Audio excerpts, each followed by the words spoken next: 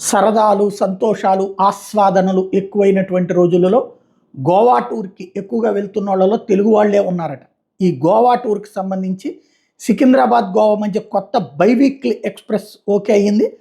తాజాగా కిషన్ రెడ్డి ఆ విషయాన్ని ప్రకటించారు. వాస్కో డి గామా అంటారు గోవాకి. సికింద్రాబాద్ నుంచి గోవాకి వెళ్లేందుకు కొత్త ఎక్స్‌ప్రెస్ రైలు ప్రారంభించారు.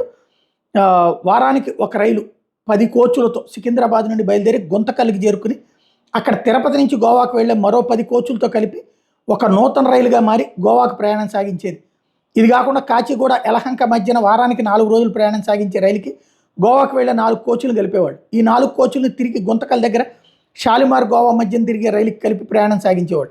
ఇలా సికింద్రాబాద్, గోవా మధ్య రైళ్ళన్నీ 100% ఆక్యుపెన్సీతో వెళ్ళడం, చాలామంది సీట్లు దొరక ఇబ్బందులు పడుతున్న విషయాన్ని రైల్వే మంత్రి అశ్విని వైష్ణవ్తో చెప్పడంతో మార్చి 16, 2024న ఆయన లేఖ రాశారు. దీంతో సికింద్రాబాద్, వాస్కో డి గామా మధ్య బైవీక్లీ ఎక్స్‌ప్రెస్‌ను రైల్వే శాఖ ప్రారంభిస్తున్నట్టు ప్రకటించింది.